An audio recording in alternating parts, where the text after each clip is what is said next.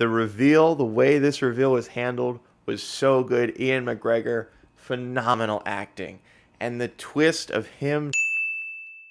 So, the brand new Obi Wan Kenobi series is officially out on Disney Plus. They've dropped 2 episodes so far, and wanted to talk about my thoughts and reactions and breakdown to the opening of the show. This has been one of the most hyped up Star Wars projects for a while. For the most part, it was because Ian McGregor and Hayden Christensen are both coming back to reprise their old characters of Obi-Wan, Anakin / Darth Vader. Safe to say, the expectations for this show are pretty high. Right at the outset, it is clear that this show is getting as much budget, full Hollywood treatment as necessary. This is definitely one of the most high quality shows that Disney Plus has put out so far. Based on these first 2 episodes, there are a couple of things I'm very excited for. I was a huge fan of the Inquisitors in Star Wars Jedi Fallen Order, also one of my favorite games of recent memory, so it's really cool to see those characters brought to the sort of big screen, but at least not just the video game side of things. It's really cool to see some of those other sisters show up.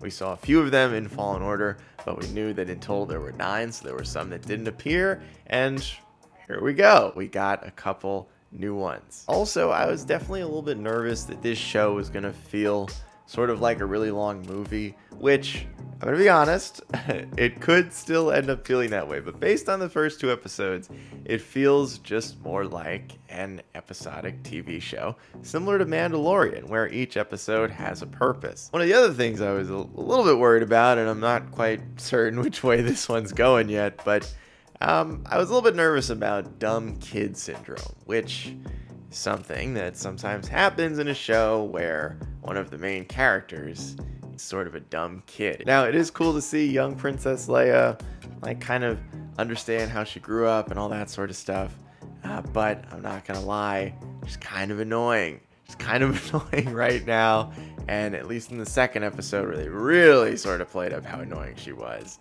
I was a little bit nervous that that's going to become a little too prominent throughout the series. I think, based on the second episode, they kind of got it all out of their system in that one episode. At least I'm really hoping, because Princess Leia is an awesome character. Both the version that Carrie Fisher played and this younger version seems like she's got a lot of potential to do a lot of really cool stuff. It's just that in the second episode, kind of a dumb kid. First episode, kind of a dumb kid. I get it, she's a kid, but I don't want that to burden what could be a really cool show. Now, the last thing to quickly break down is Darth Vader. Where is Darth Vader? For a lot of us, I'm definitely on the more casual side of Star Wars fandom, but there's a reason they brought back Hayden Christensen. The nostalgia, one of the most famous characters in film and TV history.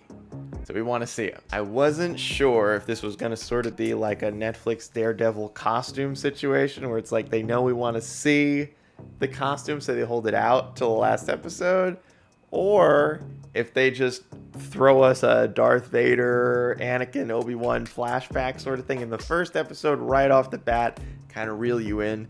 They don't. They make a really interesting decision, and I guess I'm going to sort of spoil the end of episode 2, which is the first time we see Darth Vader Anakin floating in the bacta tank. The reveal, the way this reveal was handled was so good. Ian McGregor, phenomenal acting.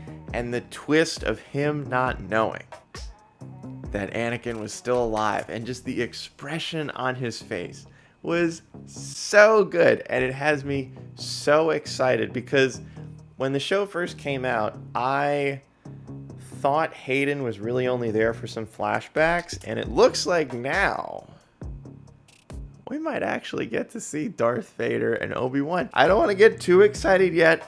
You don't really know which way this is going. I'm not saying there's gonna be like a final battle or anything like that, but the way they revealed it is really cool, and it has me very excited to see where the show goes from here. I think this has a lot of potential to be right up there with Mando in terms of quality, just how well the show is handled and executed, and I'm really excited to see where the next few episodes go. It definitely has my attention, and hopefully you guys are enjoying it so far as well. Thanks for watching.